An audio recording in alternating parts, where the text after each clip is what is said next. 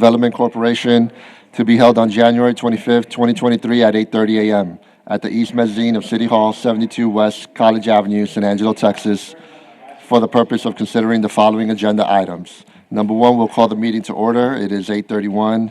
Director Barrio, will you please lead us in prayer? I surely will. If you would, bow with me. Heavenly Father, we thank you for the honor and privilege to live in this fine city of San Angelo, Texas. We accept seriously the stewardship that you've given to this board of directors of this corporation for the administration of the half-cent sales tax monies, for the good and useful purposes of the citizens of San Angelo. Please guide our thoughts and decisions as you would have them to be made. In Jesus' name we pray. Amen. Amen. Thank you. Number three, public comment. Issues or items that are not on the agenda may be raised by the public at this time. Citizens should speak from the podium, begin by stating their name, and limit remarks to less than 3 minutes. Board members may request that a discussed item be placed on a future agenda. The board takes public comment on all regular agenda items during the discussion of those items. Do we have any public comment? No? Then we will move on to number 4, consent agenda. A, consider approving the necessary corporation disbursements. B, consider approving the December 19th, 2022 meeting minutes. C, consider approving the November 2022 financials. D, consider approving a professional services agreement between Coastal DC and Duncan Mechanical, Inc., not to exceed $50,000 per year with an option to extend for 1 year, and authorizing the board president or their designee to execute all necessary documents.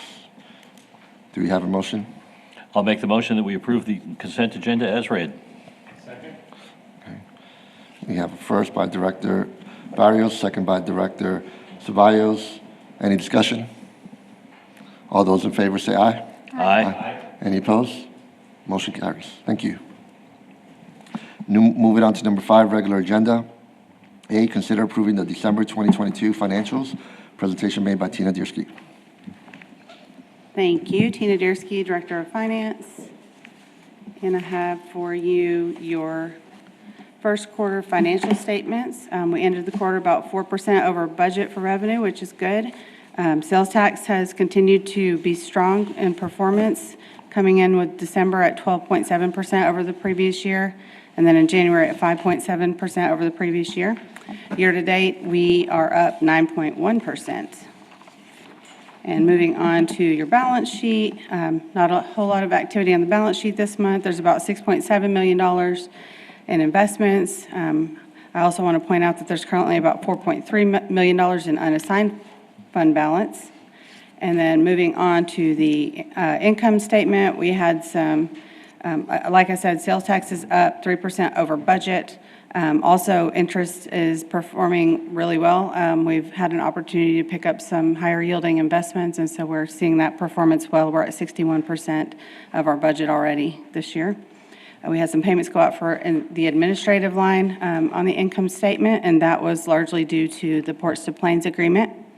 And then we had a payment go out for the Chamber of Commerce marketing agreement as well. And then the industrial park brush cleaning are the big items on our expenditure list. So moving on to the balance sheet for the ballot. Again, not a lot of activity, but you will see us continue to build up the assigned for debt service, as we will have some debt service payments going out next month, and then an unassigned fund balance about $2.7 million. Again, and then moving on to the revenue expenditure report for the ballot side, again, seeing that strong sales tax and interest performance, as well as some payments going out for city services and affordable housing. That's all I have for financials. Do y'all have any questions? I just have a question going back to the executive summary, the sales tax analysis. Okay. So I wasn't sure if I was reading it wrong or just a little confused. But we have the years 2020, 2021, and 2022, and then we have 2023 as the last column. But then when we look over to the left, it's October, November, December. So obviously we haven't had that yet. So I'm just not sure how I was misreading that. No, that's a good question. This is based on fiscal year, and our fiscal year starts October 1. Okay. So we started with October 1, the beginning of our fiscal year, October 1 of 2022. Under the 2023 column, it's really 2022. to October, It's right? fiscal year 2023 because Three, it ends in right. 2023. But Okay. calendar Okay. date. Exactly. Okay, that makes So, sense. Okay. Yeah, that's a good question. I can Okay. see where that would be confusing, for Yeah, sure. because I saw that for this one, and then it was the same as November, so I figured Yeah. I'm probably reading it wrong, but cool. All right, great, thank you. Okay, no problem. Okay. Anyone else have any questions from the board? Good. Okay. All right, And do thank have- you. Thank you, Tina. Do we have a motion? Yes, sir. Motion, so moved. Okay, we have a first by Director Ceballos, I'll second that. second by Director Barrio. Any other discussion? If not, all those in favor say aye. Aye. Aye. Any opposed? No. Motion carries. Thank you. Item B, consider approving the sale of approximately 9 acres of land in the Industrial Park Phase 2 to Big Country Equipment at a price of $45,000 per acre. The total area to be determined by a survey on the ground and the total price to be calculated based on that area. Authorizing the board president to negotiate and execute a real estate sales contract and all required documentation with approval by city council. Presentation by Bob Schneeman. Good morning. Morning. Morning. Bob Schneeman with Economic Development Department, the Economic Development Project Coordinator, Project Manager. This is one of the fun ones we get to do. This is the sale of 9 acres in Phase 2. You see the outline in red there is the location of the property. This is Big Country Equipment.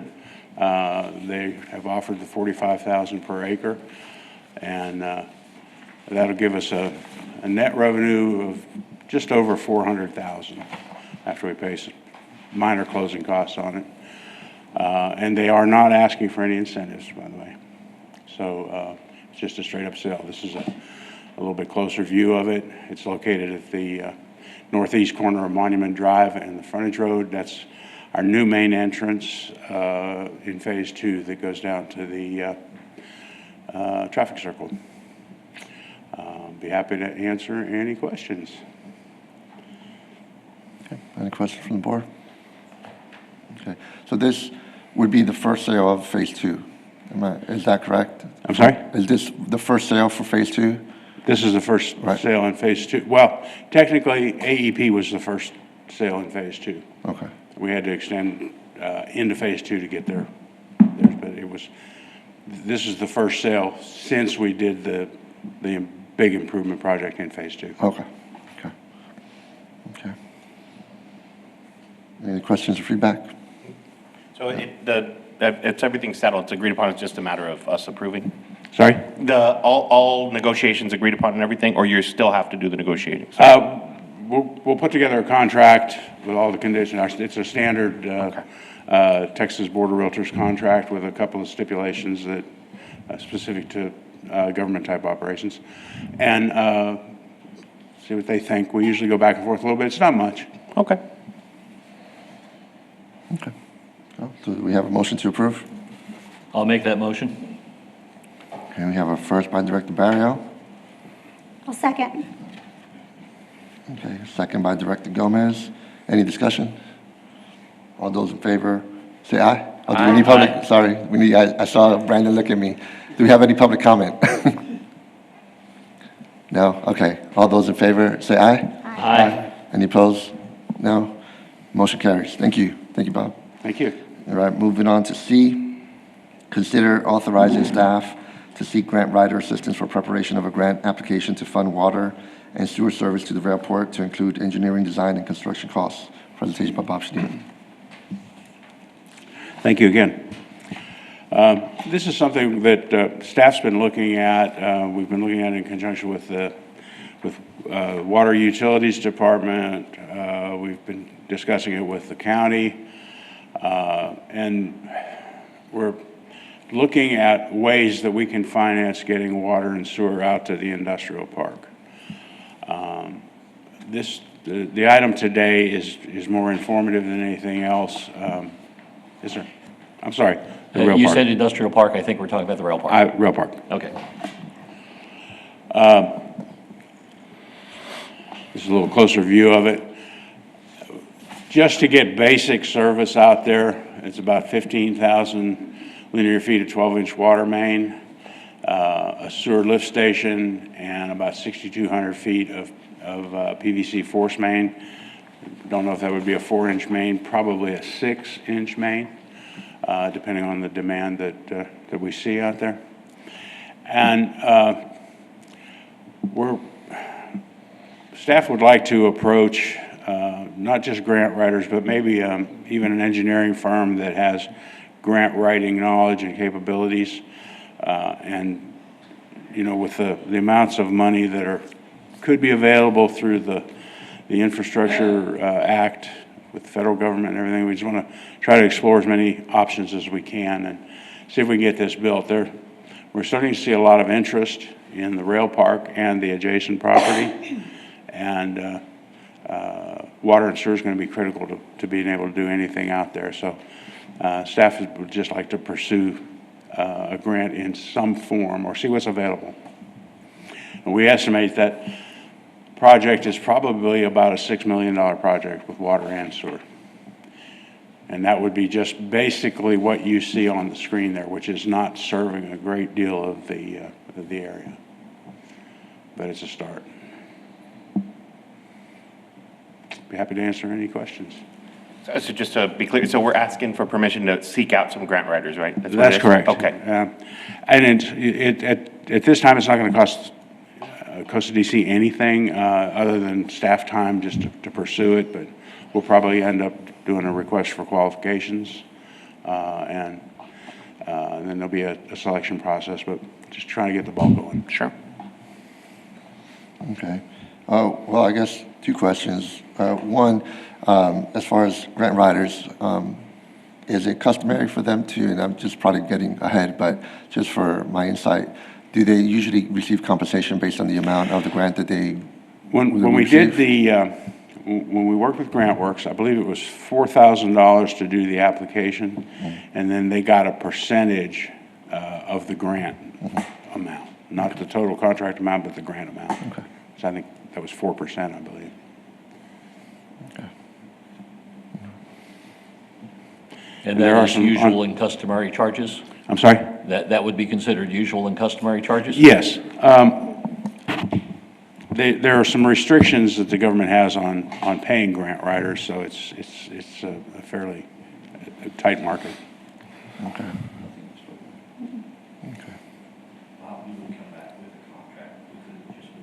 That's correct, yeah, we would come back with a contract once we've gone through the process. Oh, I have one more question.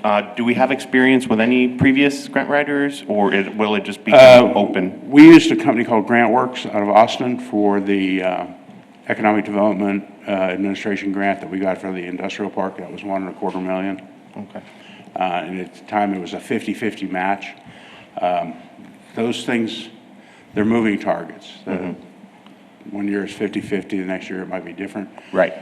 If you recall, when we got our final payment on that, or final reimbursement from that grant, they actually reimbursed to a total of like 54% or something like that. We got a little more than we expected because they said, given the economic conditions in the area at the time, they went ahead and bumped it up. Yeah, that was going to be my second question. Do we have, I assume no, but do we have any grants identified already, or it would be a matter of, hey, you know, let's start looking? EDA would be one that we Okay. would look at, Economic Development Administration, and I've already contacted grant writers. Okay. GrantWorks too. GrantWorks, yeah. Just give us give me an overview of what might be available there, but we'd like to maybe get some other people involved and see. Yeah, get because I was some other thinking ideas. I think the current administration passed like an infrastructure bill, right, with a lot of funding, so there might be some Right, potential there may be other something there. agencies. but Yeah. It takes Okay. somebody who really knows that system. That work, to- yeah. Okay. Okay. Just another thought, I guess that's something that like the Small Business Development Center wouldn't be able to assist with, or have they in the past with anything like that? I'm not sure. I mean, I would comment just my past experience. They're not really a grant writing organization. They usually participate in some, but in this specific set, it would be a little out of their scope. Okay. But it's a good question. Okay. Or any other questions from the board for Bob? Okay. Well, I guess do we need public comment for this as well, since it's not? I mean, It's it is just- an action item, if y'all want to make a motion Just- authorizing Yeah, that. some or guidance direct him, to move forward with it. Okay, So, so no. So the time I'm ready for public comment, there's no public comment. yeah, you can make public comment. All right, oh, we can, all right, we'll open it up to public comment if anyone has anything to say. Seeing none, then we'll move, well, we need a motion? I'd make that motion. Okay. We have, first by Director Mantuf, have a second? I'll second that. Second by Director Barrio. Any discussion? All those in favor, say aye. Aye. Aye. Any opposed? Motion carries. Thank you, Bob. Thank you. All right, we'll move on to item D. Consider a resolution authorizing the board president to negotiate and execute a professional services agreement with Kimney Horn and Associates in an amount not to exceed $83,500 plus expenses to perform professional engineering and design services evaluation of non-potable fire suppression pump station at the San Angelo Regional Airport, a project authorized under Chapter 505 of the Development Corporation Act for infrastructure improvements necessary for development at Mathers Field, subject to the approval of City Council. Presentation for Bob Seaman. Thank you again. Welcome back.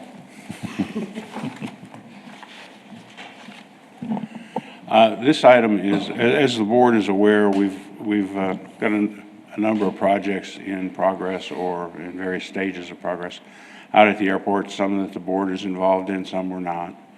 But there's a part of the mayor and city council's concentration is to be able to grow the airport as part of the trains, planes, and automobiles philosophy. We are currently working with Skyline Aviation to redo the hangar just to the north of the airport terminal, and that's going to require a fire suppression sprinkler system. The airport is working with Customs and Border Protection, Aviation and Marine Operations, that's the north complex up there, for rehabbing a hangar for them that's going to require a fire suppression system. And because we're kind of on the end of the line, if you will, with the city's domestic water system,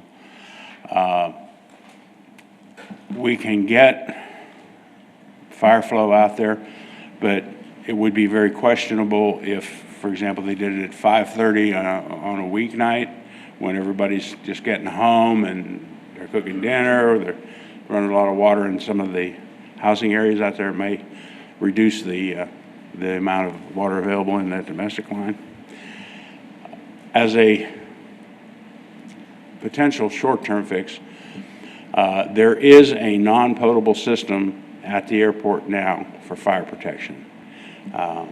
It actually provides sprinkler protection, I believe, to L3 hangar, and there's a number of fire hydrants up and down the hangar road that are tied into that system. That system will maintain about 120 PSI, and it's got a 1 million gallon underground storage tank and a fairly new fire pump connected to it. We, as staff, look at this as there's probably 3 phases to a project involving that system to bring it up to standards. There's a study, which is this phase, to determine what's necessary to bring it up to standards. There would be an engineering design that would be required to do an engineering design of the system to bring it up to standards, and then the actual construction. Airport director feels that if we get the study done, that FAA grants may cover all or a portion of the design and construction. He'll have to pursue that. That's not part of ours. Staff's feeling was if Costa DC is going to participate in any portion of that, that maybe the initial study it makes sense for us to be involved. We paid for a portion of the master plan at the airport. This is sort of a planning function, if you will. We want to see the airport grow. It's a good economic driver if we can get it going. So it seems to staff to make sense that if we're going to pay for anything, this would be the part of the project that we would pay for. This is a picture of, this is from Google Earth, but it's a picture of the, what is the old water treatment plant out there, and sort of the right side of the picture, the lower line, if you will, is the I think they call them clear wells. There's a series of concrete tanks there. And then the building itself houses the pump system. And then to the left and rear of the building is a concrete pad that is actually at the top of the 1 million gallon underground storage tank.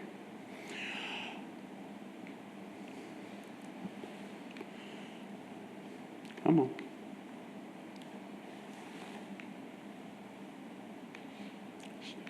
He's being stubborn. There we go. These are some pictures of just the inside of the building in the area of the pumps. You can see there's a very large pump there. I like that. Fairly new control panel. It's all automated. Pump kicks on when it's demand driven. Fairly new piping that's providing this supply to this system. And we're going to have the engineers look at evaluating current and future fire flow needs, the additional storage and pumping needs, if any, and we think there's probably an additional fire pump required. There's usually, they want some redundancy in a system of that nature. Looking at doing some temporary fire flow provisions while in construction, because you can't just shut the system down and not have any fire protection. So look at what we could do there. A backup power source. Normally, if you've got a pump-driven system like that, you've either got to have standby power. Sometimes they will allow a backup source. For example, in that area, we've got AEP lines and we've got the co-op lines out there, so Concho Valley Electric Co-op. So it may be that if we could just tie into both systems, that may be considered enough backup. Something the engineers will have to tell us. We have them look at whatever building repairs are necessary. You have to evaluate that underground storage tank, not just for capacity, but also for condition, which means they're either going to have to drain it and look at it, or they have to send a diver down there. I don't think I'd want to do that. Also give us an estimated construction time and an opinion of probable costs to do all of that work.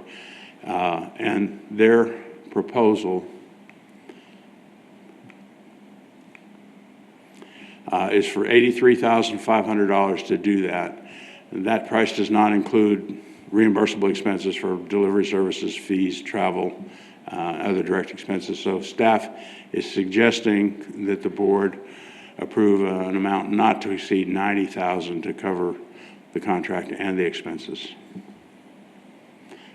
I'll take questions. Any questions from the board? My question was, so if this will be to fund the study, after Correct. the study, I mean, like, I'm kind of getting ahead, I know, but Sure. what would be, so from whatever assessment, I guess our plan is still to do something, right, to remedy the situation, whether it's using existing infrastructure or having to build something else that would, Correct.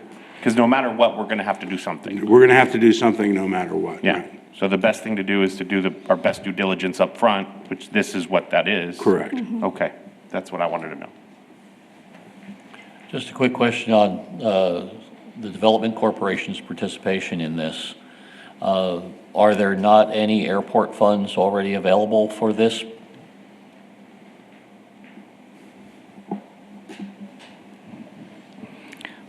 I guess no. We've talked about sharing costs, Yes. and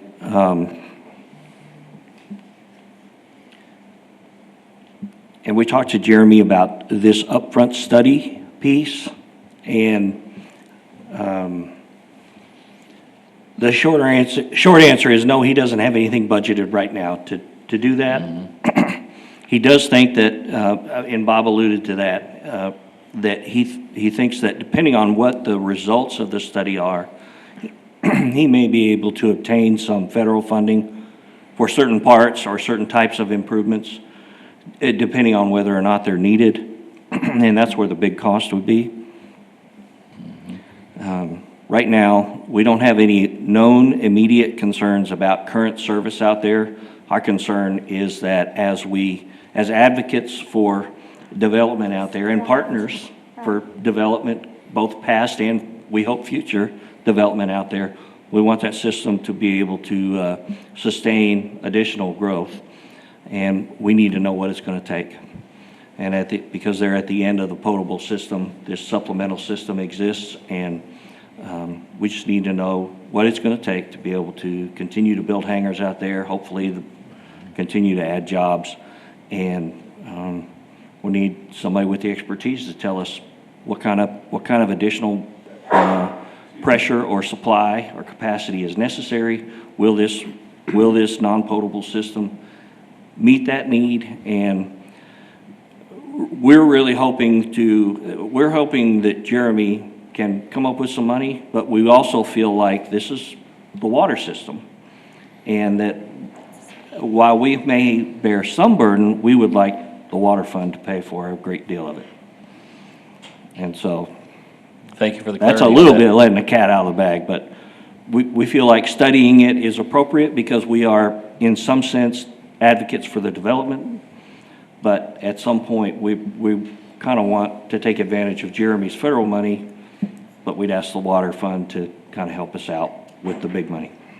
Okay, and the one other concern I think I have is the mention of the $90,000 when the captioned item specifies $83,500. I just want to make sure that we aren't on thin ice there.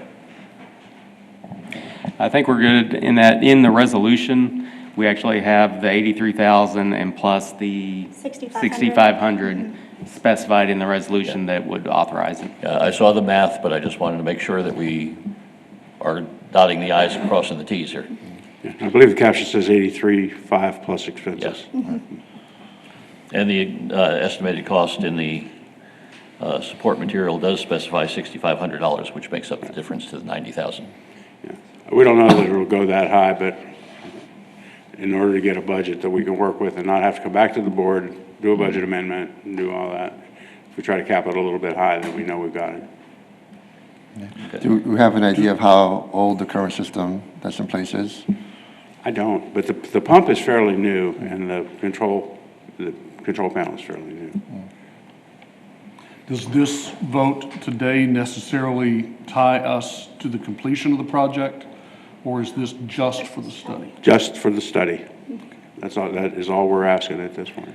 Actually, the ideal result would be the study would come back and say, you have lots of capacity and no work is necessary.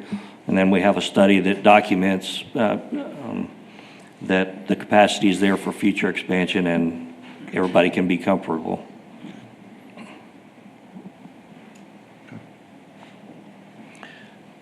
So correct me if I'm wrong, this motion would include the budget adjustment? Yes. Budget amendment? I don't think this is written to authorize that budget. Whatever budget adjustment is necessary, to the extent that it requires board approval, the treasurer will seek that. She'll probably make that effort after this has obtained council approval. And this will have to go to council for approval. Are we on a timeline to get this done?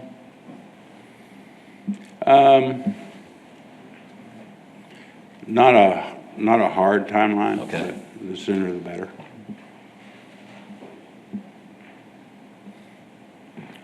Do you have a timeline in mind? No, I don't. I'm just Just- wondering if we're being, if we're trying to meet a goal.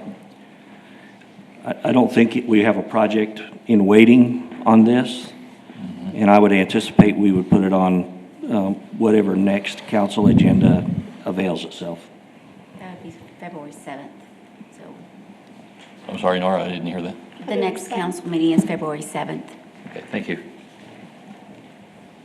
Okay. So do we have a motion from the board? So moved?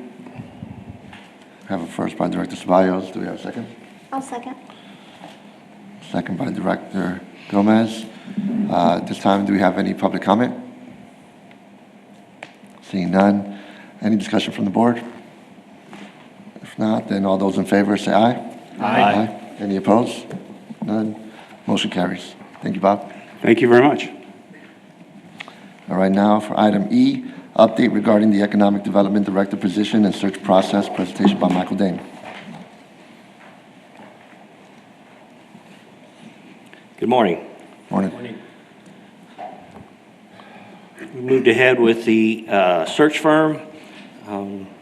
The gentleman who's working on the project for us has been back to town again, and we took him around, showed him the park and the airport, some housing areas. He has prepared the community profile. I'm looking at the second draft now. In fact, it's upstairs. And in fact, after the meeting, if anybody'd like to take a look at it before I send it back to him with my comments, you're welcome to come back up to the office and have a look at what he's prepared. So it's moving ahead. He is optimistic, feels good about the community, feels good about Costa DC, and so it's just a question of attracting the right people and trying to match them to our needs. Any questions from the board? And you don't have to wait for these meetings for an update. If any of you ever has a question, don't hesitate to call. We can talk. So, Michael, once you submit those changes after this meeting, then they'll pursue to post it, I guess, online? Is the job posting, is that what we're talking about? He will blast that community Right. profile out. I think he's already begun to quietly talk about the position. But those things we get that show up in our inboxes with the flashy, the photos and the glamour blast, he has not sent that yet. This is part of that. Okay. So once that's done, what do we, obviously expect the timeline to be to get applications? I think he wants to give that at least 30 days. But then he'll begin screening what he's got. If he doesn't feel like he's got enough qualified, he'll communicate that to us and say, he'll tell us what he wants to do. Okay.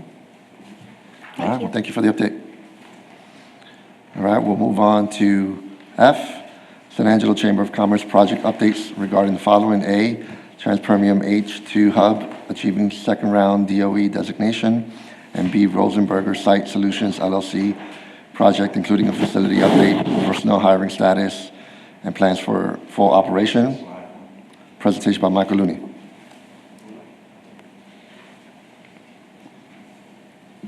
Good morning, Michael Looney, VP of Economic Development for the San Angelo Chamber of Commerce. Wanted to give a quick update. Do we have any slides related to this? We're just going to do verbal. Okay, sure. First thing is Rosenberger GmbH out of Friedolfen, Germany. This is the company that you all authorized the assistance package for an amount of $75,000. I just wanted to give an update. They have completed their finish out.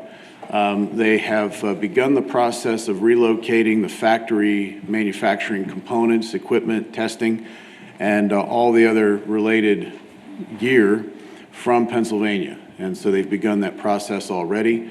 Bob, I don't think they've submitted yet any kind of a request for reimbursement. Okay, then that'll be coming in the near future. I sent them a copy of the agreement, of the performance agreement for them to look at, have their attorneys look at. I have not gotten that back yet. Okay, very good. We did meet with them a couple of times week before last, and so they're in the process of moving in. They've hired 5 people so far. They're going to hire their total first 20 in pods of 5, so 5, 5, 5. And they do that because they go through about a 4-week training period, which is a company-wide standardized training program that gets them stood up, gets them comfortable with their position, allows them to practice, and then they move on to another 5. And so one thing we really liked about Rosenberger, and that's what really made him a good fit for all the different activities and support activities that we do here with economic development, that is workforce training, workforce development, and apprenticeships. And that was something that was really, really important to them. So they're actually putting that to practice, and we're getting to watch them do that as they phase into the San Angelo location. So that is going very well. They're very pleased. We did meet with them 2 weeks ago. And they're very happy with their decision. So they feel good support. They've already received well over 25 applications of qualified individuals. And so they are also communicating with Howard College and with Angelo State University Engineering to continue to fill those positions. So that's a nice little transaction for San Angelo. We expect that we'll be discussing with them probably in the next 12 to 18 months about potential expansion, although we're not exactly sure what that would look like, but that's been on the table ever since we started talking to them, just because we know that our community has that capability of supporting a larger operation. So anyway, I just wanted to give a quick update on that. If there's any questions about this, feel free to stop me and ask away. Second is the Trans-Permian H2 Hub.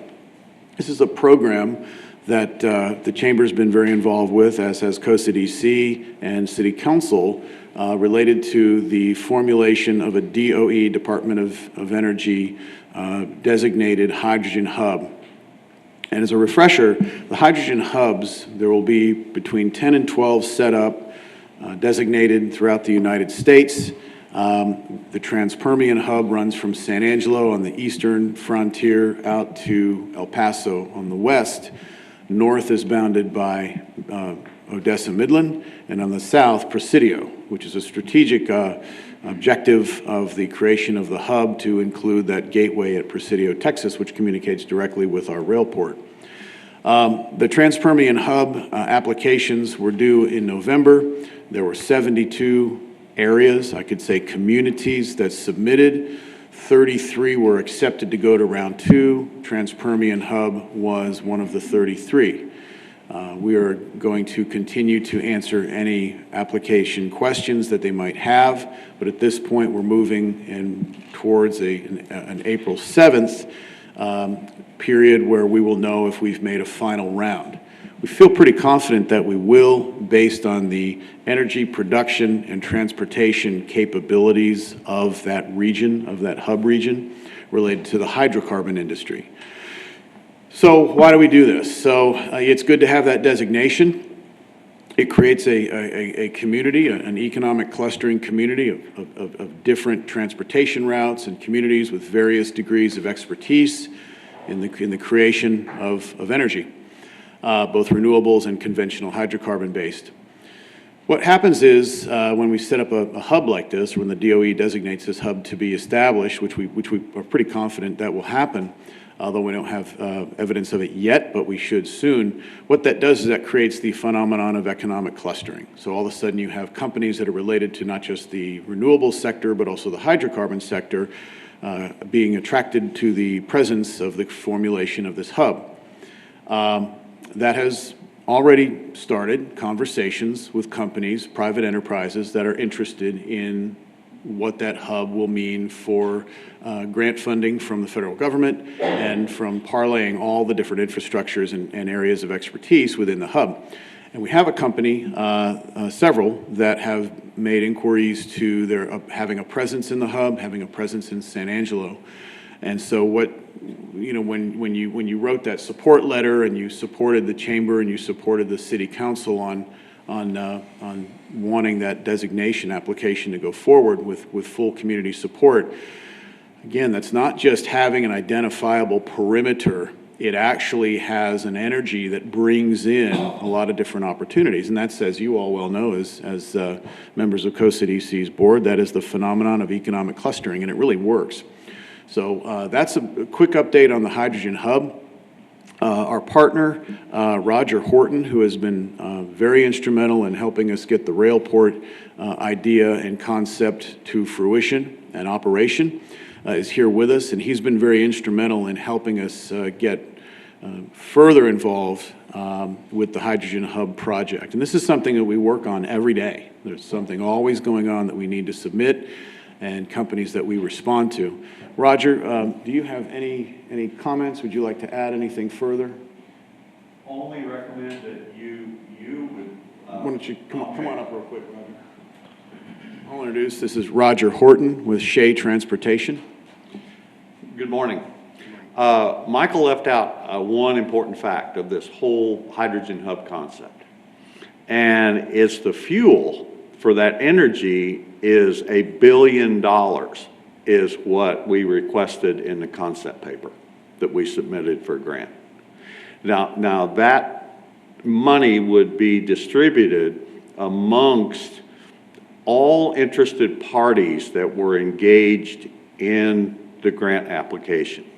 That would include communities, it would include educational institutions, it would include things like a community development corporation, it would include even housing and medical facilities, anything that can be attached to the growth that this thing stimulates. The other thing that Michael and I have seen happen within, I'd have to say, days of making the second cut, we've already had outreach from businesses and large institutions like ports who are outside of that hub who want to come into it. And there's the perimeters that we defined in that letter, for example, well, those perimeters they're not carved into stone. So you could reach out to using an example. You know, there's nothing to this, it's just making the case. If, say, a port like Galveston wanted to ship ammonia or methanol or hydrogen for export, they could become a part of that hub. So those talks have already started. They've already reached out to MMEX Corporation. They've reached out to Michael's office to be included in this, to the point where there's been meetings. So initially, this was pretty pie in the sky, but it's starting to firm up, and we feel pretty good about it. I have a question. How many or hubs will be designated across the country? Well, originally when what you all supported was a concept paper. Right. Well, there were 77 of those? 72. 72 of those submitted and 33 in the final cut. With, at the end of the day, there'll be somewhere between 7 and 13 of these that are going to be designated initially, but there's a lot of ambiguity in that. Yeah. And who's the funding agency again? The Department of Energy. DOE, okay. Yeah. They have, what was their total number, Mike? For the dollar figure? It's a lot.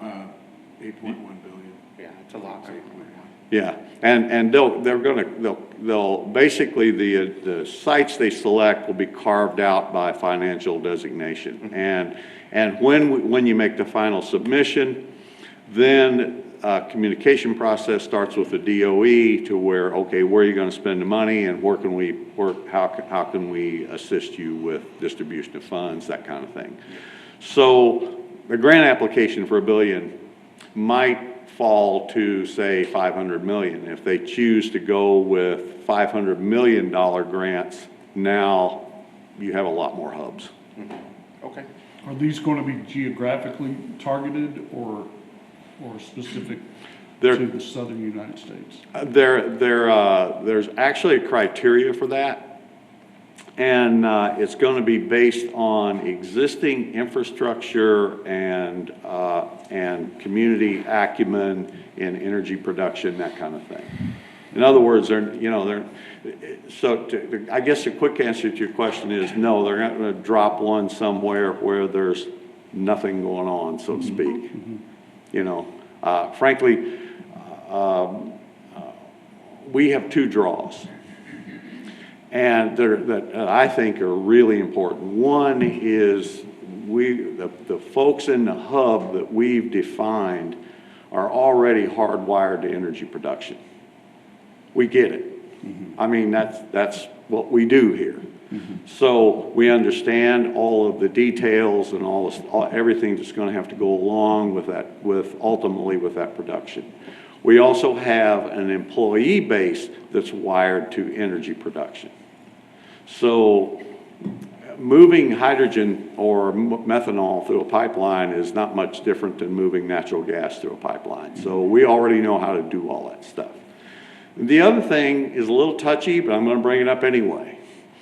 Part of the grant application is going to be to underserved communities.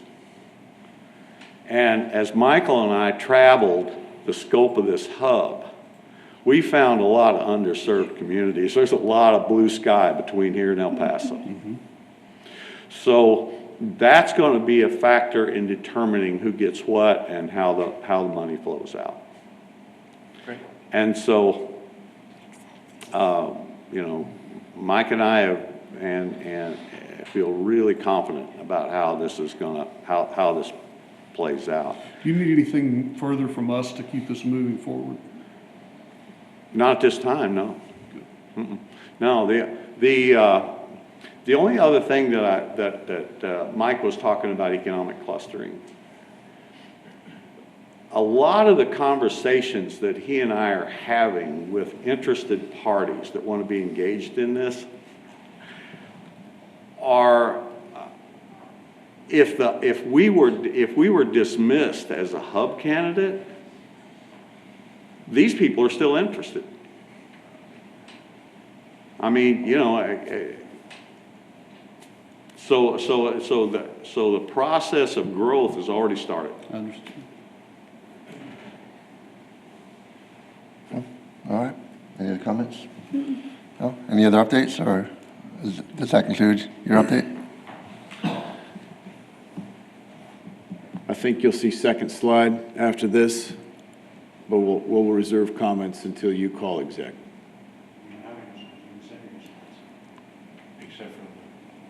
I have a thumb drive. Executive. I know. That's all I got. That's all I know. That's all I've got. Okay. Thank you. Thank you, Michael. Thank you. Thank you. Thank you, Roger. All right.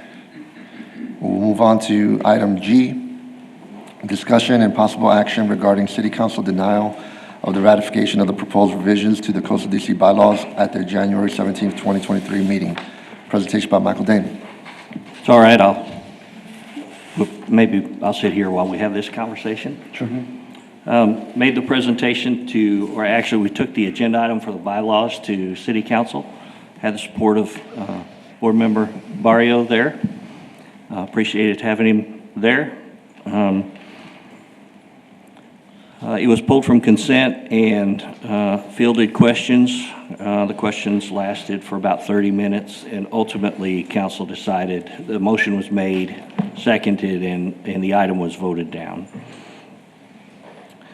I reviewed the video. I think Nora's reviewed the video, and I think John reviewed the video, and we're prepared, I think, to kind of go through and have a discussion about the items, either questions. I think some were objections and some were questions that were raised for the board's benefit, if the board would like to. And I very much like Mr. Barrio to give his perspective on it also. Okay. I'd like to begin by asking, did any other members of the board view the council meeting on YouTube? The opportunity. Have not. Okay. I did. It just gives us an idea of how deep we have to explain some things. And for the public, that council meeting agenda item is available on YouTube. The whole discussion lasted about 33 minutes, and it's relatively early in the whole thing. I apologize, I did not bring the specific times to look for in that video. Approximately 38. Okay. At approximately 38 minutes into the meeting, I believe, is where it. So if you were to go to that meeting, just drag the bar over to 38 minutes, you'll see about the beginning. It was a very interesting discussion. And I appreciate you, Michael. You stepped up to the podium. As I understand, quite surprised that it was pulled from the consent agenda. So a lot of questions were raised, kind of shooting from the hip. I don't think that council, based on that, received a whole lot of in-depth explanation about the motives for the requested changes. Ruben and Dr. Clifton and I served on the Bylaws Review Committee and then presented it to the full board, which I believe passed for sending it on to council for ratification unanimously. So there was consent here for it, but as in any negotiation, people see it from their perspective or respective sides, and I respect that as well. So some very interesting questions were raised. One of the first that came to mind was quite obvious that the council, most of the questions were raised by the mayor, but some by other council members. And some misunderstanding, I believe, and that's the best way I can describe it, still exists that this corporation and the semantics of the use of the word board are often commingled with other boards of the city. And for a basis of this discussion, I think it's important that everyone here, everyone viewing in real time, and everyone who will return to the video to review it again, first understand this premise.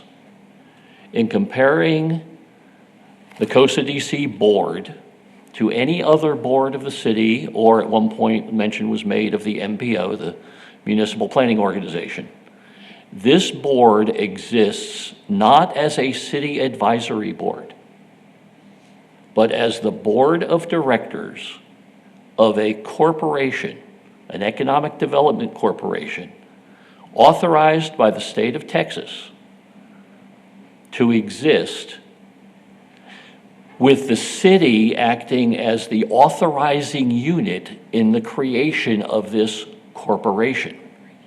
So frequently when there's conversation regarding a board, we are not lumped into the definition of any other city advisory board. These are actions of a corporate board of directors. Even my own use of the terms, I've often referred to the members. That's a misnomer.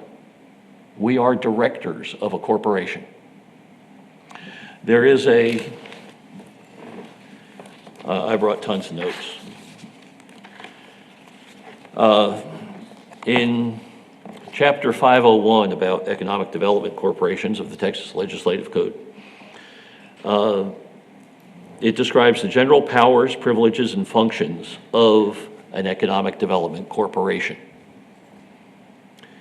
And it says that a corporation has all powers incidental to or necessary for the performance of the powers provided by various sections of the code.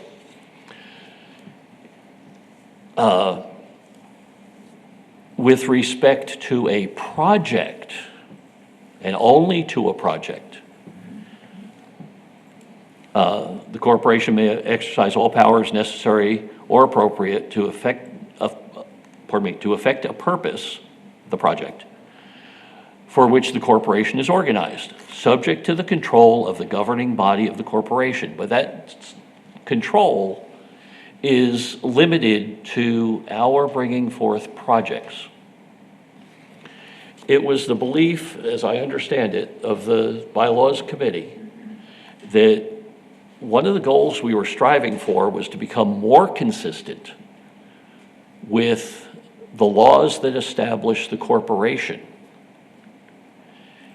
and not, as some has framed it, to seize control.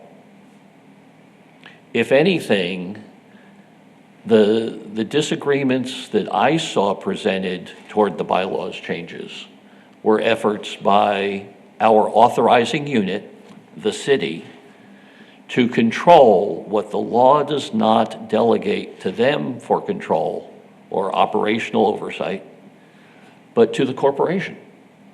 And this includes the employment of director and staff, the allocation of certain funds.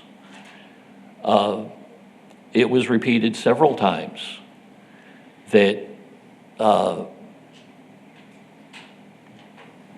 it's not what the ballot said. It's not what the ballot said. The ballot that authorized the city to create this corporation as the authorizing unit designated only 72% of the funds to be designated by ballot. And we saw that in the financial report presented earlier in this meeting. This corporation still has stewardship as delegated by the state of Texas over the other 28% as authorized by the voters who created this corporation. And in some of the discussions I saw in the council meeting, we were both continually lumped in with other boards of the city. We were, I'm trying to say this very carefully,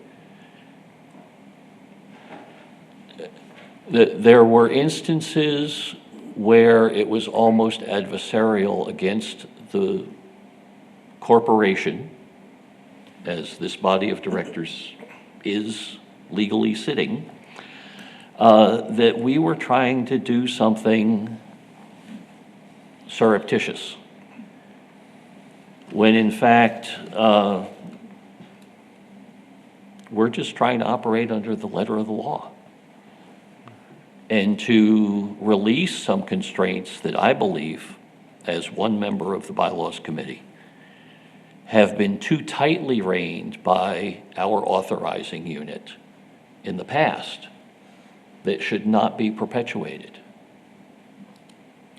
Now, Ben Franklin said many years ago, a man convinced against his will is of the same conviction still. In other words, you can't change somebody else's mind.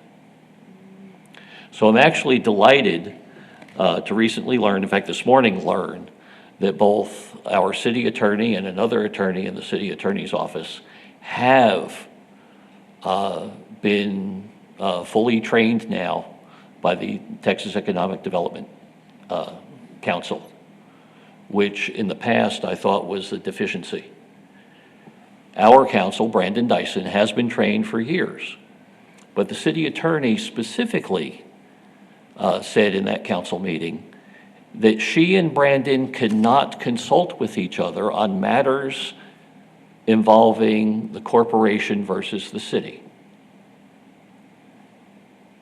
I find it a tremendous relief that we now have the legal counsel advising our city council, our authorizing unit, is now educated specifically in the law by the only entity authorized by the state legislature to provide that training. These are all positive things. We're moving toward the harmony that we all want. But to get into the specifics of the challenges that the council presented, Michael, do you have a list of those that we could walk through one at a time? I have a short list, and I can start through that. The first thing that was brought up was the provisions for hiring an outside secretary or treasurer. And we spent a little time talking about that, and there were some questions about why would the board consider that. And I emphasized that this was a question of latitude, not of specific intent at this time, that the current provisions restricted that and specifically identified positions, city positions that would fulfill those obligations or fill those roles, but that the board had, as far as I knew, no intent to make any change, but identified those as restrictive and that potentially the opportunity or need for latitude might present itself, and the board would like that latitude. That's well stated, and I thank you. Again, I go back to what the Texas legislature has mandated in section 501.056. Under the contents of the certificate of formation for the corporation, which is then propagated into bylaws and such, that all the authority for who this economic development corporation or any economic development corporation uses for services is at the discretion of the board of directors, not the authorizing unit. And in a one-on-one meeting Michael and I had between Christmas and New Year's up there on the 4th floor of City Hall, we talked about a lot of things, but Michael has been part of this Economic Development Corporation's founding, am I right, Michael? For years, and has a wealth of information of the whys and wherefores. How did we get to where we are? And understandably, for the sake of convenience, this was new to the city, and it was decided that it be easily handled by using city staff, but without realizing the full scope of things, it was written into the founding documents as using the city staff for the certain corporate officers, which, again, the law says the designation of the corporate officers, once the corporation is formed, falls upon the directors of the corporation board, not upon the authorizing unit. So I believe that as the Bylaws Review Committee looked at this, we simply wanted to pull it back to the level at which the state legislature intended for an economic development corporation to be designed. There are no hostilities between this corporation and the city that necessarily precipitated that. It's simply, the corporation is over 20 years old now and should reasonably be treated as an adult by our authorizing unit and allow us to operate at the level the law intends, not with the excessive restraint that our authorizing unit wishes to impose upon a freestanding Texas Economic Development Corporation. Director Barrio, if I may, I did watch the video as well, and my perspective is that, there was a lot of confusion in as far as, from the city council as far as the intent of what we were trying to accomplish. I believe that as a corporation, we could have done a better job of explaining the intent between what we were trying to accomplish. And I think if, obviously it was on the consent agenda, so we weren't really prepared to kind of go through everything the way it transpired. But I think that if, when we approved this as a board, once it was presented by the committee, Brandon did a great job, I believe, of explaining to us what those changes were, specific on that red line, document, and so forth. And I think if that same explanation that was presented to us as a board would have been presented to the city council, I think they would have seen it from our perspective and agreed of what we're trying to accomplish. Because at the end of the day, if the bylaws would have been presented or approved as presented at the city council meeting, anything that we do would still require city council approval. So we're not trying to circumvent city council. We're just some cleaned up language from a document that was several years in existence. And just as we're looking at all of the documents that we've been looking at those over the past year and revamping them and bringing those up to date. So I think we could continue down this conversation. I think we've given, Director Barrios given us some background, especially for those who haven't watched the video. I would encourage board members who haven't watched it to watch it. But I think we could, as a corporation, do a better job of explaining the why behind the what and what those changes are. And I think my recommendation is for this to go back to the bylaws committee to review, the feedback. Which, to tell you the truth, even watching, I'm not 100% clear on, what the bylaws committee is going to do. I mean, there's some ambiguity in the language to Director Barrios' point about the secretary and treasurer and so forth. And I'm not sure if those items that were discussed at the city council meeting encompass all of, of the disagreements or confusion, or if there's more that wasn't discussed just because of time constraints. I'm sure after 30 minutes discussing it, it was clear it wasn't going to be approved. So maybe they just, we could focus as a bylaw committee on those issues and hope that those are sufficient, to be addressed the next go-round. But I think that, once the bylaws committee presents those changes based on the feedback and the watching of the video, that feedback the city council provided, and the board once again, approves that and sends it back to the city council, whether it's at the next meeting or subsequent meetings, that I believe whether it's note-taking, I mean, obviously they can watch this video as well, or the video of the future meetings, but the notes and the insight that Brandon, as our legal counsel, provided to us as a board when we approved that, I think that should be documented or as supplemental information to provide that insight to the city council to clarify any confusion that there may have been, because I don't think that anything that was proposed was anything revolutionary, but I think that it may have been perceived to be that way.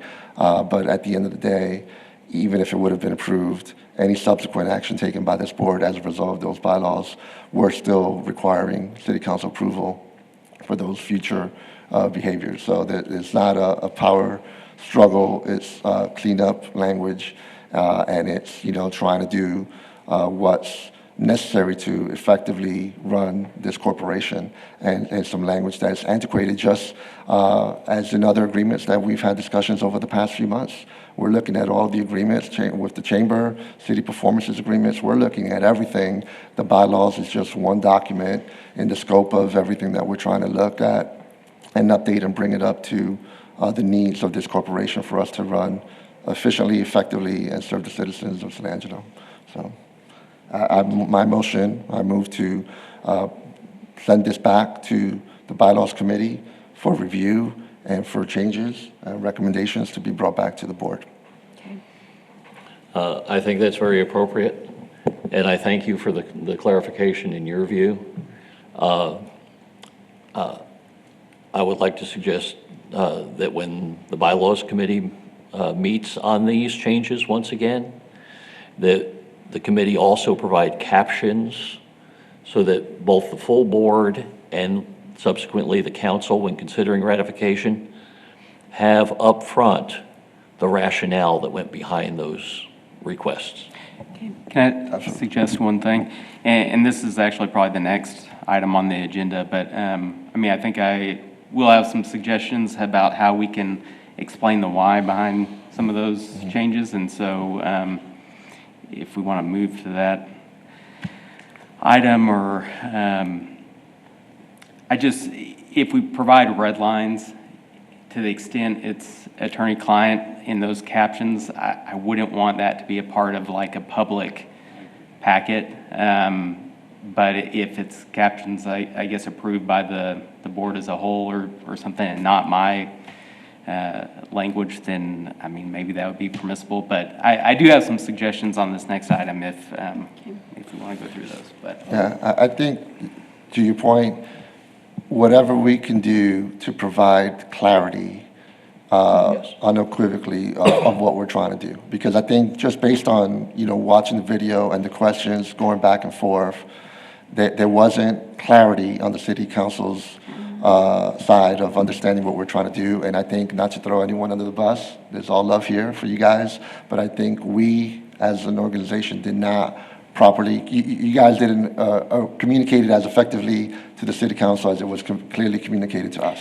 So I think if we would have had that same depth of explanation, it probably would have passed, in my opinion. And I kind of agree with that. I would just say that it's a little harder because for us, we had a bylaw review committee that we appointed. Right. That's not something council had, so we had to present it at an open meeting, and yeah, maybe we could, or you guys could talk to your individual council members, but we also have to be careful about the walking quorum issue and things like that. So it's a little harder to have the same discussions that we had with you guys with council unless we explore some of these other options about maybe council creates a committee to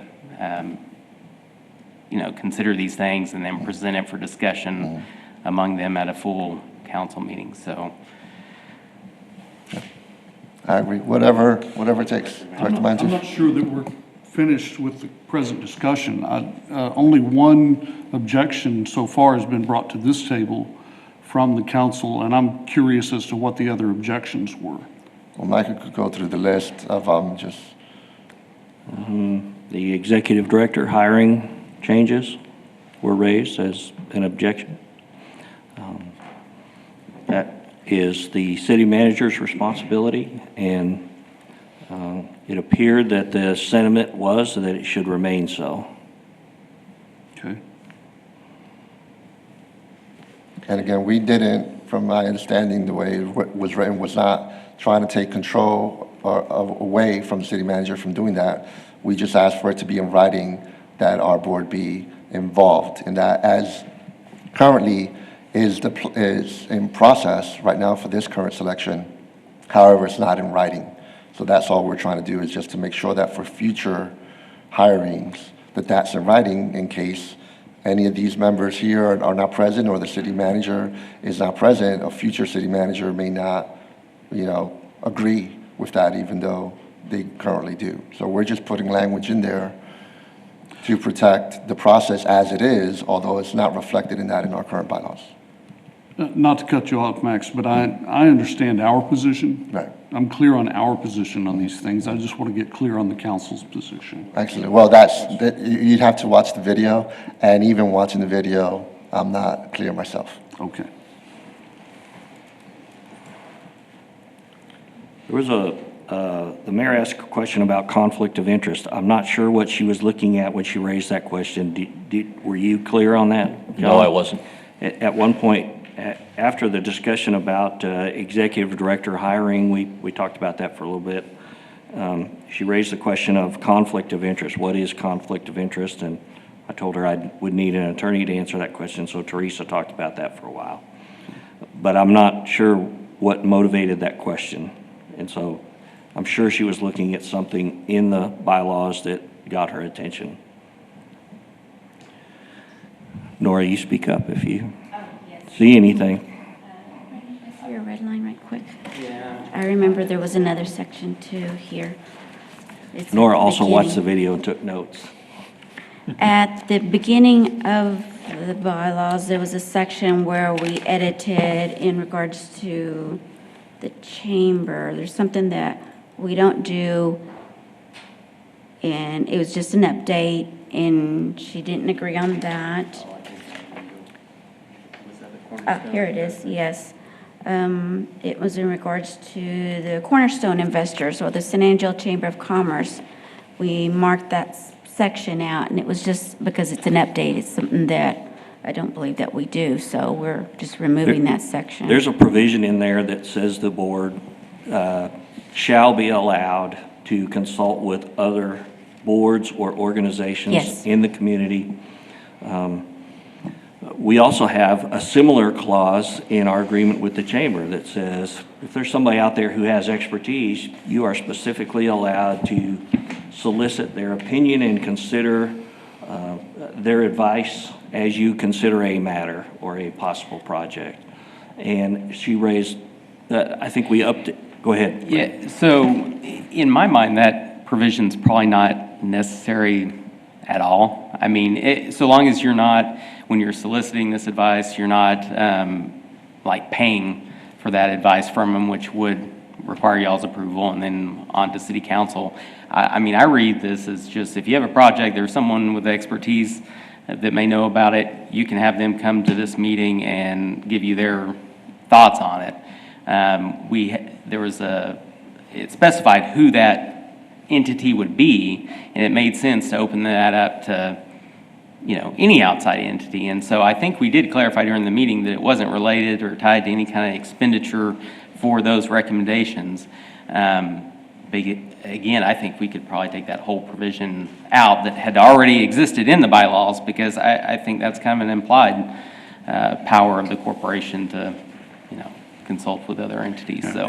If I may, I believe on that particular item, there was also a little bit of confusion because the paragraph starts with, in addition to the Yes. ballot authorized projects, the board is also authorized to do certain economic development projects.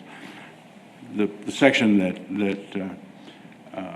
Brandon was talking about was relating to the economic development projects, and I think when the mayor read it, she may have misread it as trying to apply that to the ballot projects. So I think that was just more of a misunderstanding than anything, but I also think that we probably just do away with that, and that the board can The other part use as whatever well. consultants they want. I'm sorry, Bob. The other part that was important as well is that in our bylaws, all the directors within the city, we have a purchasing policy, and there's limits. And when we have an issue that comes up at the BRC that we have to take care of, whether it's a roof repair or painting or something, we bring it to the board, and it could be, $1,500. So we have to bring it to the board. So by putting something in our bylaws in regards to purchasing procedures, that helps, and it helps staff as well, because we're not having to bring these small items for board's approval and then for council to ratify. So that was discussed. She didn't have much on that, I don't believe, but there was still a little question about projects. Right, but, So- and again, I think that wasn't clarified, that that's the same policy that's in existence for every other department in the city. Yeah. So again, go ahead. Max, not to call you on it, but you just referred to like every other department of the Right, city. right. We are not. Exactly. We are a corporation. Right. And may I interject something? here? Absolutely, please. Okay. Under the purchasing statutes of the state of Texas, there was a question once raised to the Attorney General. Is an economic development corporation required to comply with municipal procurement laws? And what came back was the duty to comply with procurement laws is generally derived from some statute that specifically requires an entity to make its purchases through such a procedure. The implementing legislation for economic development corporations, the Development Corporation Act, does not contain a provision that subjects economic development corporations to municipal procurement requirements. Neither the Texas Attorney General nor the Texas courts have directly addressed this question. So I think while what was mentioned in my meeting with Michael between Christmas and New Year's, I don't remember the exact day, it was very well explained to me that in the history of the corporation, we found ways, we as a city found ways to get it done. And the most convenient way was to simply operate the corporation as if it were a department of the city, which includes the procurement laws. So with that commentary, I'd simply like to pass this on to the Bylaws Review Committee to consider how that is also handled. And it may spill over from the Bylaws Review Committee to the Administrative Services Contract Review Committee, which is in the birthing process. Can I clarify just one thing in that? Part of the procurement laws address bidding if an expenditure is over 50,000. So, all the time we take items to council that you get approved, and we have to bid them out when it exceeds that amount. The corporation does not have to do that, and I think we can bid things if we want to, but that is part of what you're talking about. And so, yeah, to the extent we're trying to comply with city purchasing procedures and policies, that's just to try and expedite having to get council approval for certain small expenditures. But you're right, we don't have to comply with that statutory procurement. And so long as the corporation does choose to use the city of San Angelo for its administrative services contractor, let's keep that definition clear. It makes sense that we not force that contractor to operate under two separate standards. As well, the approval process, anything over 50,000, in my opinion, makes a lot of sense. That's good stewardship of the tax dollars. But it cannot be required by our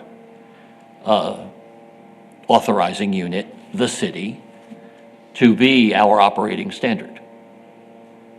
We have to remember that while the city, albeit the city council, is our authorizing unit by an act of the voters, because it was put to ballot in order to be decided, they are our authorizing unit. But then, and I hope everyone can see my hand gestures, okay? In a separate avenue, the city staff operates as a subcontractor of the corporation. It's almost like there's a backdoor effect. And much as the confusion of referring to the board and being confused with advisory boards of the city, there becomes muddy waters, okay? And it's through our efforts on the bylaws that we're trying to clear those muddy waters. That it's a twofold relationship. On one side, the city council birthed us, the corporation, but in a completely different path, the corporation has, for its life, elected to use city government as the service provider for our administrative services. Even to the point of, and let's step back to control. I had intended to mention this later, but I intend to bring forth a motion. I'll give you a preview of it now. There's a standing ordinance that the city passed requiring us to use city administrative services that I do not believe passes the litmus test of the legislative actions. I'll bring a motion on that later, related to the other captioned items. But with that, I think these are all good points for the bylaws committee to meet on and discuss. Are there other items, Michael? Well, just a closure on that purchasing, it was not an attempt to impose the restrictions that exist in those state statutes. The problem we have on the Costa DC side for purchasing is that there's no authorization that allows staff to execute those routine or small purchasing amounts. For example, we're not, the one that got my attention was they had a drywall repair at some point. There was a roof leak, had a drywall repair for $1,300. That is well within what somebody in the position I am filling on an interim basis, well within what somebody in that position a comparable position in another part of the city could easily sign off on. This position can't sign off on that. In fact, people at much lower levels could sign off on that. That can't happen. So what we were trying to do is enable staff to move those things ahead without cluttering the board's agenda, without cluttering the council agenda with items which are essentially de minimis in nature, and preserve those times for genuine or substantive type discussions. So there was a discussion about investment advisory services and reconciliation of the corporation accounts. And I believe that had to do with accounting services and investment services. In Texas, municipalities and the funds of managed by municipalities are governed by the Public Funds Investment Act, which governs or tells us how we're allowed to invest those funds. And in short, what it says is you can't put the capital at risk. You can invest those funds so you can earn a little interest, but you can't invest them in a way so that when they mature, you have less than you put in to begin with.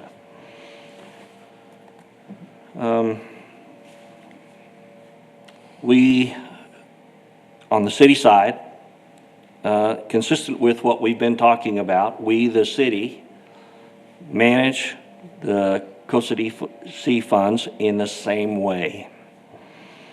And so you see interest earnings on your financials.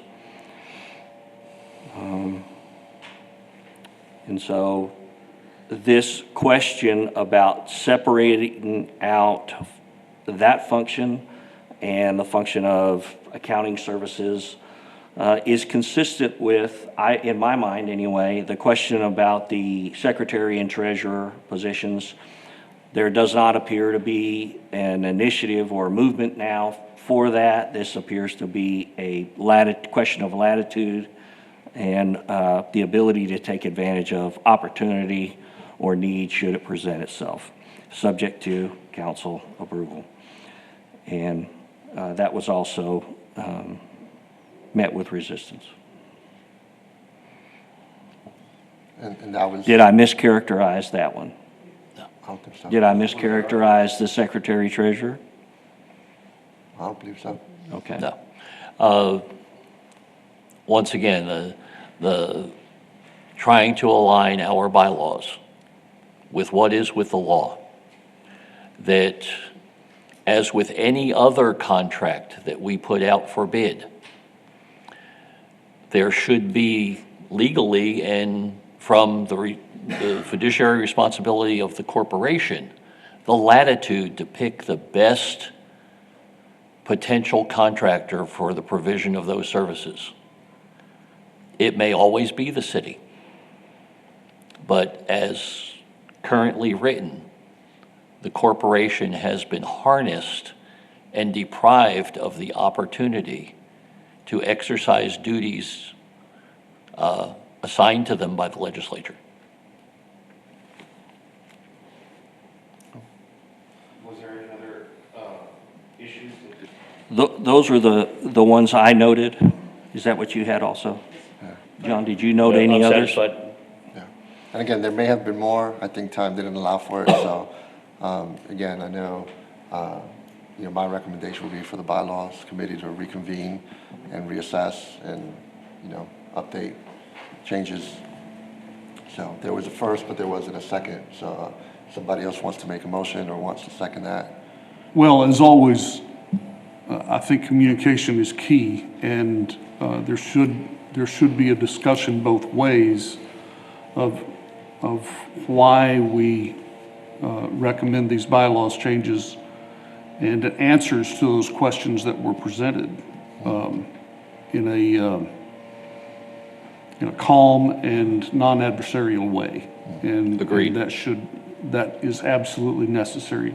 I think both parties, we need to understand the perspective of the council, and the council need to understand the perspective of the corporation. And once all of that is laid to rest, I think then we can come to a good decision. But I think communication is absolutely going to be the key. I agree. And I would imagine that once the bylaws committee comes to a new consideration of what we're going to present, and that this board sends it on to the council for ratification, that part of that will be the delegation of possibly an individual from the board or of a thoroughly briefed director. A communication strategy would be part of what we come back with, I Yes. think. The presentation must be informative. Absolutely. If you need a second to move this back to bylaws, I'll make that second. Okay. Is that, Public discussion. okay. Well, we have a second. So we'll have the motion by me, second by Director Mantuf. We will open it up for any public comment. It is 10:02. Do we have any public comment? Seeing none. Any other discussion from the board? All those in favor, say aye. Aye. Any opposed? Motion carries. Thank you. We'll move on to item H, discuss economic development initiatives to be addressed with City Council and possible avenues for such discussion between Coastal DC and City Council, per request of Director Barrio. Okay. Let me just reread that caption to make sure I stay within its guidelines.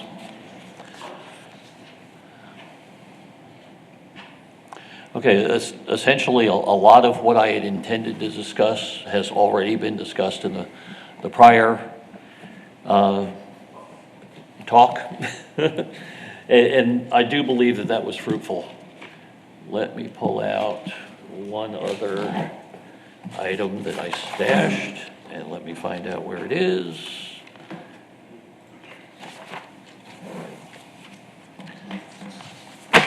Okay.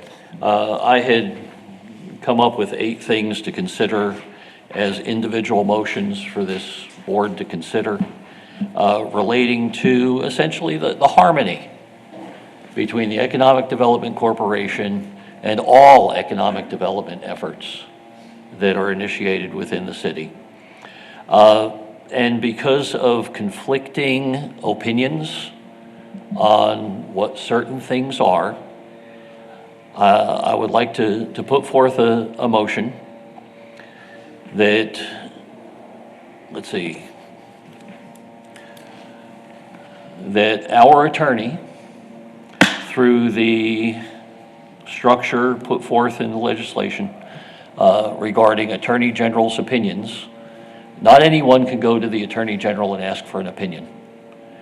In our instance, it has to be done through, I believe it's the district attorney or the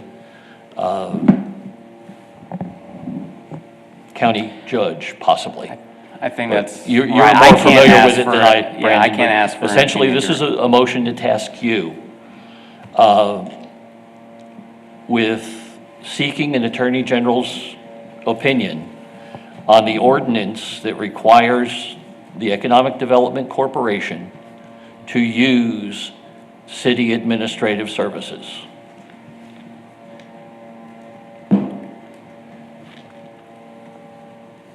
And such as administrative staff being solely provided by the city.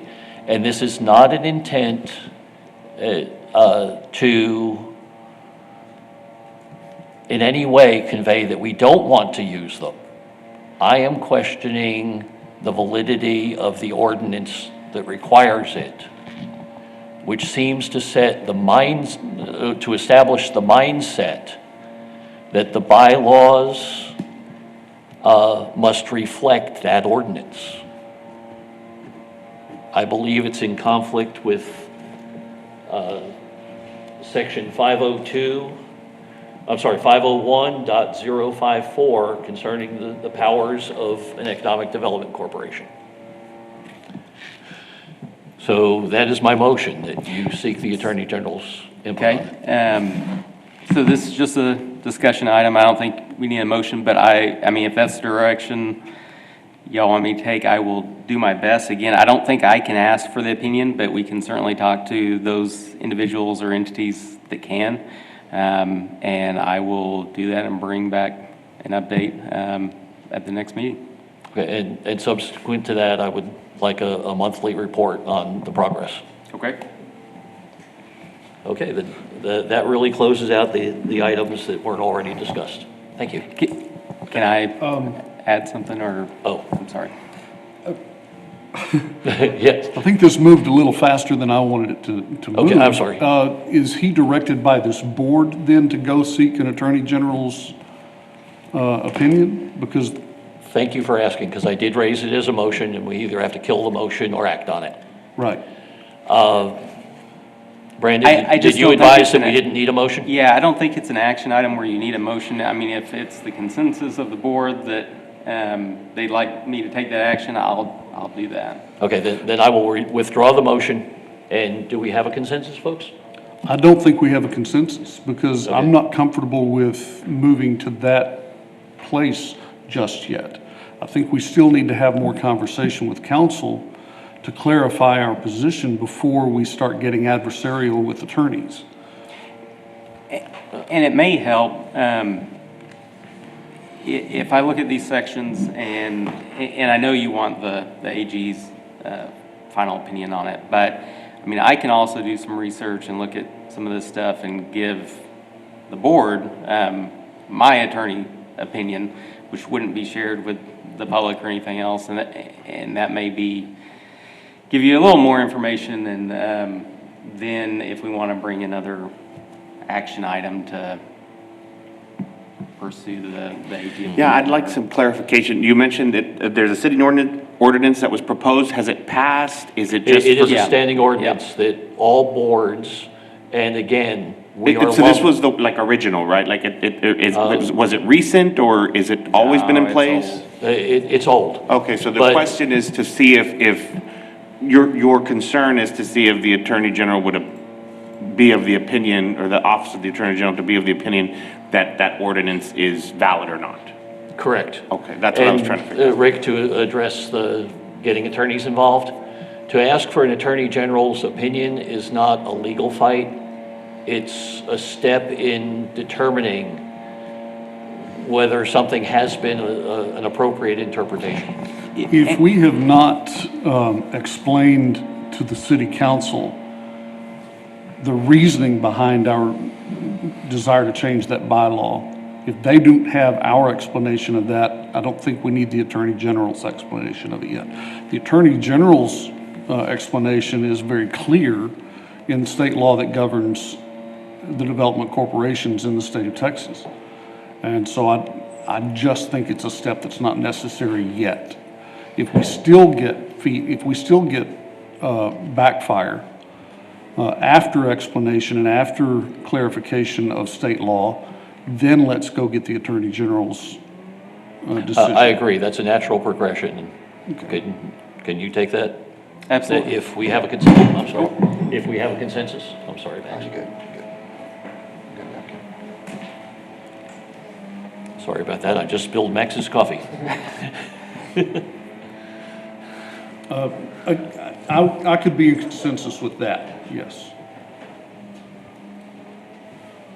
Thank you, Rick, that's valuable input. Sorry, Max. No, you good. But although I do like Brandon's suggestion of giving his opinion to us, I mean, that's information that we could, decide what to do with later. But I think it wouldn't hurt to explore that. Yeah, and so part of this is, possible avenues for discussion between Coast DC and City Council. And so explaining the why behind some of our changes and issues.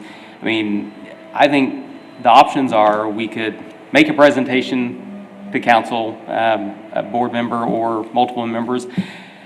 I'm not sure how productive that might be. I think maybe a better option would be to have either a joint work session where we notice it as like a an open meeting, but it's an open meeting for both Costa DC and City Council to discuss these issues, and it wouldn't necessarily be open for public comment, although the public could attend.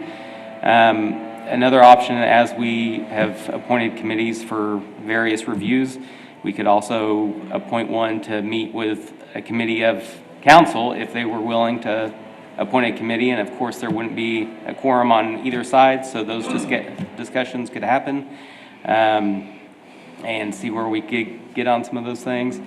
So I think if y'all wanted to, explore those options and give us some direction, and maybe we could, at a later meeting, do an action item to appoint that committee or set a joint workshop date, something like that. I mean, from my opinion, I think those are good, options down the road. I think at this point, we need the committee that was already established for the bylaws needs to review, the feedback and from the video and make any changes as appropriate, and then we could try it again, and resubmit it. If that doesn't pass to their satisfaction, then we'll look at those as other options. I'm all right with that. I see a lot of nodding heads. Did you get consensus? I believe so. I'm nodding. So then, okay. So that was from the last item, but for this item, I think, so we had discussion. I think, is there anything else at this? If not, then I guess we'll move to closed session number 6, which says the executive session under provision of Government Code Title 5, Open Government Ethics, Subtitle A, Open Government Chapter 551, Open Meetings, Subchapter D, exceptions to requirement that meetings be open under the following sections. A, Section 551.087, Business Prospect Negotiations regarding Project Sienna. It is 10:12, and we are now in closed session. Thank you, everyone. 11:06, we are back from closed session. We'll move on to item number 7, follow-up and administrative issues. A, consideration and possible actions of items discussed in closed session. If needed, there are none. So B, announcements and consideration of future agenda items. Do we have any? Yeah, I have one thing. This week I received some notices from a law firm that's representing a bank who is the primary lender on for a borrower that is also under our affordable housing program. And so we have a subordinate secondary lien on that, and it's a notice of default for the borrower where they're delinquent. And so that affects Costa DC's interests under our subordinate lien with them. So we're meeting today to discuss options on what to do about those, but it may ultimately require action by this board, and the deadline for those borrowers to get caught up is February 6th. So we may potentially need a special meeting depending on, I've reached out to the law firm. I think they're willing to work with us and stuff, but at the same time, they're trying to, it may go to foreclosure if they don't get paid, so. Keep us posted. Also, we've been working on an updated scope for the chamber contract. That's moving along fine. And I may try to, if we have that special meeting, I may try to put that item on that agenda so that we can get that approved and move that to council also. If we don't do that, I'd like to move the February meeting up so that I can catch the second February meeting for council, if that's possible.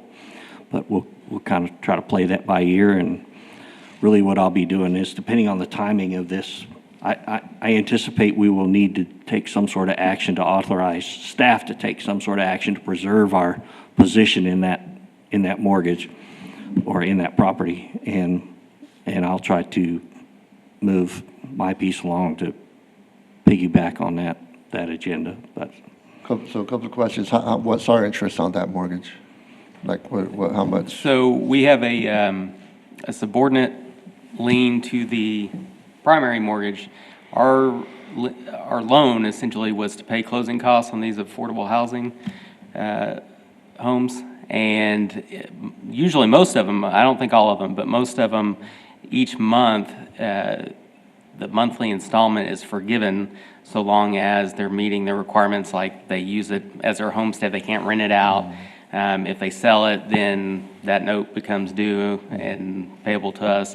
But otherwise, they're forgiven under that program. But because we're a junior lien, if the primary mortgage forecloses, our lien could be wiped out and we take nothing if at foreclosure they can't satisfy the primary lien and our junior lien. So that's our interest in it. So I mean, if it's closing costs, then we're looking at just a few $1,000s. Well, and it may be more than closing costs, because some of them are like, I think the max we can do is like 50,000. So I think it's more than that. Right now, we're in a 40,000 range. Yeah. I think part of it may be like the lot purchase or something with Galilee. It's a mortgage buy-down, basically, what it is we, I'm sure that should we have a special meeting, all those numbers will be available.